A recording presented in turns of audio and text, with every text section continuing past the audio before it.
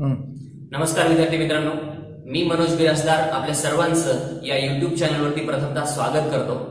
आपण हे जे सेशन पाहणार आहोत किंवा इथून जे काही पुढचे व्हिडिओज पाहणार आहोत तर त्यामध्ये अँड्रॉइड या म्हणजे जे आता मार्केटमध्ये सगळ्यात जास्त चर्चेला जाणारा विषय आहे तर त्या विषयावरती फोकस करणार आहोत.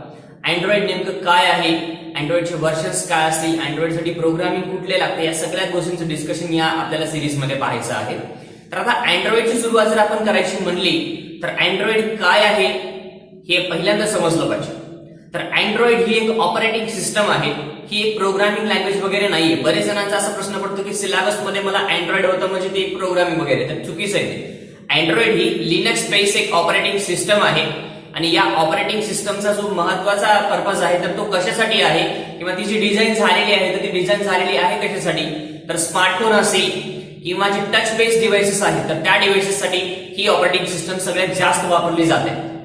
या ऑपरेटिंग सिस्टमचा जर आपण विचार केला आणि जर आपण याचं कन्सिडरेशन इंडिया सोबत केलेला असेल तर इंडियाचा विचार केला असता 100% जर तुम्ही विचार केला म्हणजे जर आपण सपोज एक 100 डिव्हाइसेस एकत्र केलेले आहेत, वेगवेगळे 100 स्मार्टफोन जर तुम्ही एकत्र आणलात आणि त्याच्यामध्ये जर तुम्ही डिफरन्शिएट केला तर त्या 100 स्मार्टफोन्स पैकी मोर दॅन 80 स्मार्टफोन्स हे तुम्हाला कशाचे पाहायला भेटतील, अँड्रॉइडचे पाहायला भेटतील. याच्यावरनं काय क्लिअर होतं की अँड्रॉइड ऑपरेटिंग सिस्टमचे जे युजर्स आहेत ते युजर्स टोटल स्मार्टफोन युजर्स पैकी किती आहेत तर ते आहेत मोर दॅन 80%.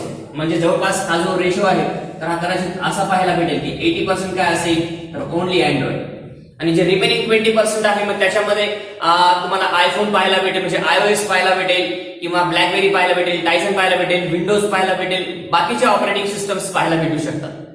याच्यावरून काय क्लिअर होतं की याला जर 80% स्कोप इंडियामध्ये असेल तर 80% डेव्हलपर्स देखील आता मोबाईल ऍप्लिकेशनचे इंडियामध्ये कुठले प्रेफर केले जातील तर ते अँड्रॉइडचे प्रेफर केले जातील. म्हणजे याच्यावरून एक क्लिअर होतं की जॉब ऑपॉर्च्युनिटीचा जर आपण विचार केला तर या सब्जेक्टमध्ये खूप मोठा असणार आहे. कारण 100 जण जर मोबाईल ऍप्लिकेशन्स बनवणारे असतील तर त्यापैकी 80 जण मोर दॅन 80 हे काय असतील तर अँड्रॉइडचे ऍप्लिकेशन्स बनवणारे असतील. त्या कारणामुळे एक आपण डेव्हलपमेंटचा जरी विचार केलेला असेल एक स्टुडंटच्या दृष्टिकोनातून तर हा सब्जेक्ट तुम्हाला खूप सारा फायदा देऊन जाऊ शकतो तुमच्या करिअरसाठी. ओके, तर आता आपण त्याची हिस्ट्री वगैरे पाहूया की नेमकं हे अँड्रॉइड डेव्हलप झालं कधी, कोणी डेव्हलप केलेले वगैरे वगैरे. तर मी स्टार्टिंगला जे टायटल दिलेले अँड्रॉइड तर याची जी सुरुवात आहे अँड्रॉइडची जी सुरुवात आहे तर ती सुरुवात झालेली आहे 2003 मध्ये. 2003 मध्ये अँड्रॉइडची सुरुवात झालेली आहे आणि अँड्रॉइडची सुरुवातची डेव्हलपमेंट झाली तर ती डेव्हलपमेंट करत असताना जो मेन पर्सन होता ज्यांनी याची सुरुवात केलेली तर त्याचं नाव आहे अँडी रुबिन. तो पर्सन आहे अँडी रुबिन या नावाचा आणि त्याच्यासोबत पण काही वर्कर्स त्याचे होते, त्याचे कलिग्स होते तर तेही त्याच्यासोबत होते 2 ते 3 जण. पण मेन जो पर्सन होता अँड्रॉइडची डेव्हलपमेंट मागचा सगळ्यात महत्वाचा जर रोल कोणाचा असेल तर तो आहे अँडी रुबिनचा. आणि सुरुवातीला या अँडी रुबिनने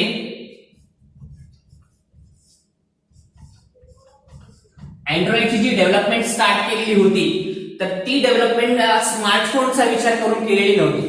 2003 ला जे अँड्रॉइड बनलेलं आहे तर 2003 ला बनलेलं जे अँड्रॉइड आहे तर ते अँड्रॉइड बनलं होतं तर डिजिटल डिव्हाइसेससाठी.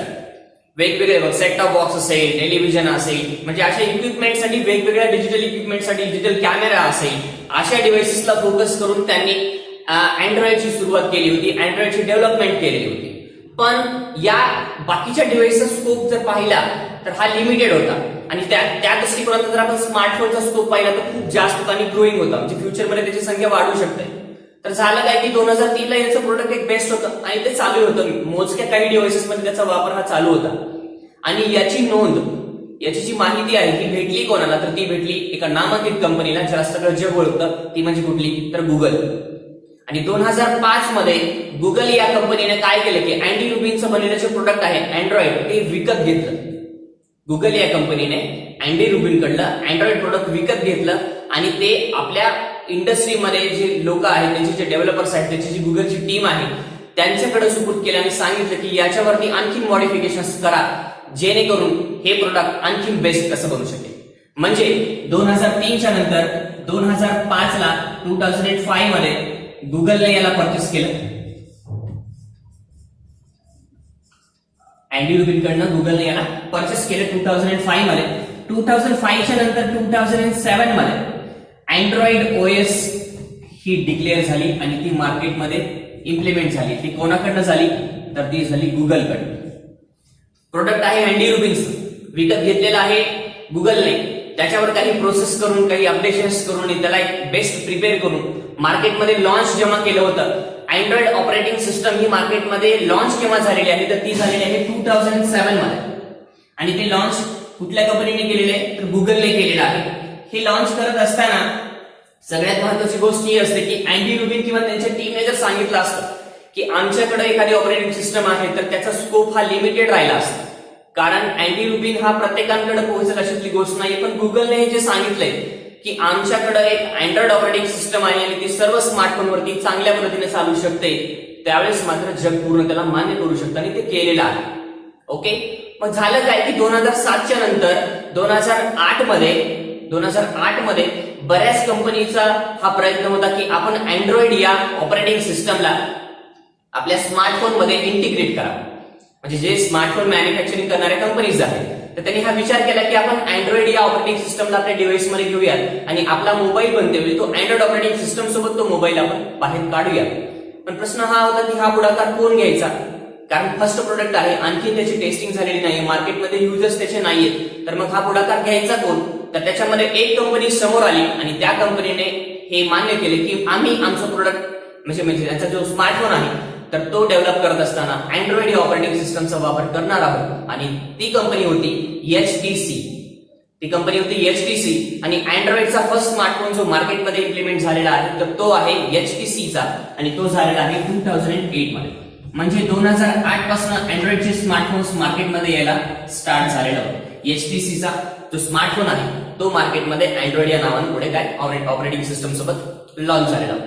आणि त्याचा जो सेल होता, त्याची जी विक्री होती ती खूप जास्त होती, लोकांचं अट्रॅक्शन त्याच्याकडे खूप जास्त होतं. या कारणामुळे बाकीच्या कंपनी देखील विचार करायला चालू केल्या की आपण ही आपले स्मार्टफोन्स बनवते वेळी त्याच्यामध्ये जी ऑपरेटिंग सिस्टम आहे तर ती कुठली ठेवायला हवी तर अँड्रॉइड ठेवायला हवी.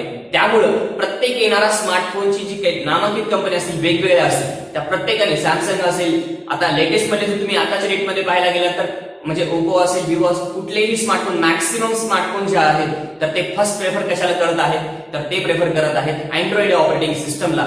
याच्यावरून एक क्लिअर होतं की तेव्हा जसा स्कोप आहे तो आतापर्यंत आहे आणि फ्युचरमध्ये तो वाढणारा नक्कीच आहे. आता ही संख्या वाढावी, हे युजर्स वाढावेत आणि अँड्रॉइडचं नाव आणखी चांगलं व्हावं, त्याच्यामुळे गुगलने आणखीन एक प्रयत्न केला होता. तो काय होता की 2008 मध्येच त्यांनी OHA ही एक संस्था उभारली.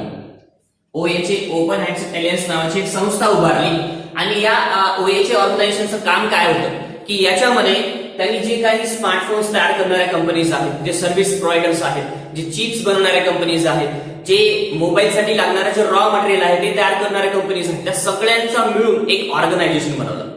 आणि त्या ऑर्गनायझेशनला त्यांनी काही रूल्स सांगितले की तुम्हाला जर अँड्रॉइड सोबत तुमचं प्रोडक्ट ठेवायचं असेल तर तुम्हाला या रूल्सला फॉलो करावं लागेल. म्हणजे कुठल्याही स्मार्टफोन मध्ये अँड्रॉइड हे चांगल्या पद्धतीने कसं चालेल याचा विचार कोणी केला तर ते केला होता गुगलने. आणि या OHA मध्ये नियर अबाउट मोर दॅन 84 कंपनीचं कॉम्बिनेशन होतं. जवळपास 84 कंपनीज त्या ठिकाणी होत्या आणि ती संख्या डे बाय डे वाढत आहे. ओके, तर हे झाला पहिला प्रयत्न. आणि याच्यासोबत जो दुसरा प्रयत्न केला होता गुगलने तो खूप सक्सेसफुल ठरलेला आहे. आजच्या डेटलाही आपण त्याचा वापर करत आहोत. ते म्हणजे कुठला गुगल प्ले स्टोअर.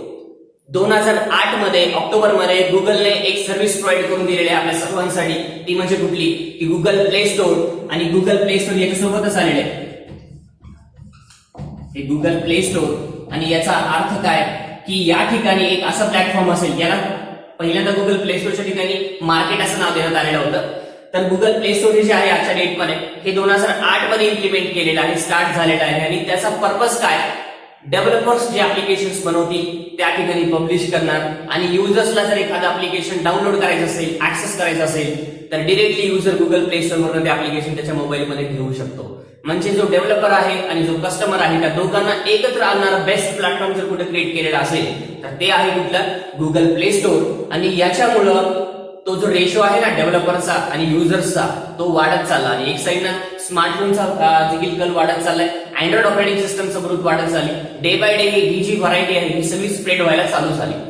एक सर्व्हे करून पाहावं, गुगलने एक सर्व्हे करून पाहिला 2013 मध्ये की आपण व्हेरीफाय करूयात की आतापर्यंत गुगल प्ले स्टोअरला किती ऍप्लिकेशन्स हे काय झालेले पब्लिश झालेले आहेत. तर त्याचा जो सर्व्हे होता तर त्या सर्व्हेनुसार 1 मिलियन पेक्षा जास्त ऍप्लिकेशन हे पब्लिश झालेले होते.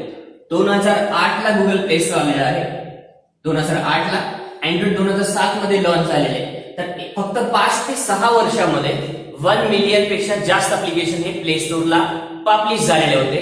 याच्यावर काय कळतं की 1 मिलियन ऍप्लिकेशन जर पब्लिश झालेले असतील तर एक ऍप्लिकेशन बनवण्याच्या मागे n नंबर ऑफ डेव्हलपर्स राहू शकतात. म्हणजे विचार करा की किती कंपनीज, किती डेव्हलपर्स अँड्रॉइड सोबत काम करत आहेत. आणि याच्या दुसऱ्या दृष्टिकोनाचा जर आपण विचार केला की एक साईडला जर आपण 1 मिलियन ऍप्लिकेशन पब्लिश झालेले आहेत म्हणत आहोत, तर ओव्हर 1 मिलियनच्या कंपॅरिझन मध्ये मग डाउनलोड्स किती झालेले आहेत तेही त्यांनी पाहिलं. तर over 50 billion applications are downloaded. म्हणजे 1 मिलियनचा जर विचार केला तर ते ऍप्लिकेशन 50 बिलियन टाइम तुमचं काय झालेले होते, डाउनलोड झालेले होते. कारण एक ऍप्लिकेशन कितीही वेळेस खाली काय होऊ शकतं, डाउनलोड होऊ शकतं, त्याला काही लिमिट नाहीये. आणि याचा अर्थ हा झाला की युजरची संख्या देखील काय खूप वाढत चाललेली आहे. आणि हा रेशो डे बाय डे वाढत चाललेला आहे. आजच्या डेटला जर पाहिला 2019-20 मध्ये तर ही जी प्ले स्टोअरची संख्या आहे तर 2.84 मिलियन, जवळपास 3 मिलियन मला तरी चालेल, जवळपास 3 मिलियन ऍप्लिकेशन्स हे सध्याला प्ले स्टोअर वरती प्रेझेंट आहेत. वेगवेगळ्या कॅटेगरीचे असतील, त्याच्यामध्ये गेम्स असेल, हेल्थ असेल, सोशल असेल, बिझनेस असेल, वगैरे वगैरे, एज्युकेशन असेल, खूप सारे ऑप्शन्स तुम्हाला अवेलेबल आहेत. आणि आजच्या डेटमध्ये प्रत्येकासाठी कोविड-19चा पिरियड असेल, हा लॉकडाऊनचा पिरियड असेल, तर याच्यामध्ये जर एखाद्याला काहीतरी बिझनेस रन करायचं, एखाद्याला एज्युकेशन घ्यायचं, तर फक्त आणि फक्त एक ऑप्शन आपल्याकडे अवेलेबल आहे. ते म्हणजे कुठलं, तर ओनली मोबाईल ऍप्लिकेशन. याच्यावरून एक क्लिअर होतं की सरळ एक तर आहे की आपण जर या फील्डमध्ये एंट्री केली, या फील्डमध्ये जर आपण आणखी चांगल्या डीपमध्ये गेलेला असेल तर स्कोप हा विद्यार्थ्यांना पण याच्यामध्ये खूप चांगला असेल. डेव्हलपमेंट ही खूप त्यांना चांगली भेटू शकते आणि फ्युचरमध्ये त्याच्यामध्ये त्याला ग्रोथ ही चांगली असणार आहे. ठीक आहे. त्याच्यासोबत एक सांगावंसं लागेल की ही जेवढं झालंय याच्यानंतर आता हे तर चालूच आहे, पुढे याच्या वर्षन्स येत चालले. आता कितके सारे वर्षन्स आले, आपल्याला नेक्स्ट लेक्चर मध्ये वर्षन बद्दलचं डिस्कशन करायचं आहेच. पण एक प्रश्न इथं राहून जातो की अँड्रॉइड याला म्हणजे अँड्रॉइड या ऑपरेटिंग सिस्टमला अँड्रॉइड हे नाव का देण्यात आलं, म्हणजे या ऑपरेटिंग सिस्टमला अँड्रॉइड हे नाव का देण्यात आलं, तर त्याचंही रिझन मी या ठिकाणी सांगतोय. अँडी रुबिन हा जो पर्सन होता, तर अँडी रुबिन हा मेन लीडर होता डेव्हलपमेंट मधला. आणि त्या अँडी रुबिनला जी आवड होती तर ती आवड होती रोबोटिक्सची. त्याला आवड होती रोबोटिक्सची. आणि रोबोटिक्सला एक नाव आहे अँड्रॉइड. रोबोटिक्सला एक नाव आहे, म्हणजे रोबोटिक्सला एक सिमिलर नेम काय आहे तर अँड्रॉइड हे आहे. आणि अँडी रुबिनचे जे कोवर्कर्स आहेत, म्हणजे त्याच्यासोबत काम करणारे जे होते ना, त्याच्यामध्ये रिच मायनर असेल, निक सियर्स असेल, क्रिस व्हाईट असेल, तर हे जे दोघं तिघं होते, हे दोघं तिघं पण याला अँड्रॉइड या नावाने कॉल करायचे. म्हणजे अँडी रुबिनचं निकनेम देखील काय होतं तर अँड्रॉइडच होतं. म्हणजे याच्यावरनं काय की अँडी रुबिनच्या निकनेमला त्यांनी जास्त फॉलो केला, जास्त विचार नाही केला आणि ते जे अँड्रॉइड नाव होतं ते कॉपी केलं आणि डिरेक्टली ऑपरेटिंग सिस्टमला टाकलं आणि सरळ सांगितलं की ऑपरेटिंग सिस्टम कुठली, अँड्रॉइड ऑपरेटिंग सिस्टम. त्याच्यानंतर अँड्रॉइड सोबत त्यांनी जो लोगो दिलेला आहे तर लोगो ही काय आहे, तर लोगो मध्ये पण तुम्ही पाहिला तर प्रत्येक वर्षन सोबत त्यांचा जो रोबोट आहे तो तुम्हाला त्या ठिकाणी पाहायला भेटतो. कारण अँड्रॉइडला आणखीन एक नाव काय म्हणलं होतं तर ते आहे रोबोट. इथपर्यंत डिस्कशन आजच्या लेक्चरमध्ये आपण पाहिलं की याच्यामध्ये आपण बेसिकली हिस्ट्री काय होती, डेव्हलपमेंट कुठली कुठली म्हणजे कुठून कुठपर्यंत झाली, या सगळ्या गोष्टी डिस्कस केलेल्या आहेत. नेक्स्ट जो बीट असेल, नेक्स्ट जो लेक्चर असेल की त्याच्यामध्ये आपल्याला नीड ऑफ मोबाईल ऍप्लिकेशनची काय गरज आहे, वर्षन्स कुठले कुठले आहेत याच्यावरती फोकस हा करायचा आहे. आपण हा व्हिडिओ पाहिला त्याच्याबद्दल मी सर्वप्रथम सगळ्यांचे या ठिकाणी धन्यवाद व्यक्त करतो. आणि तुम्हाला जर या युट्यूब चॅनलवरील व्हिडिओज आवडत असतील तर नक्कीच तुम्ही या चॅनलला सबस्क्राईब करा आणि जो बेल आयकॉन दिलेला आहे त्याला प्रेस करा. थँक्यू.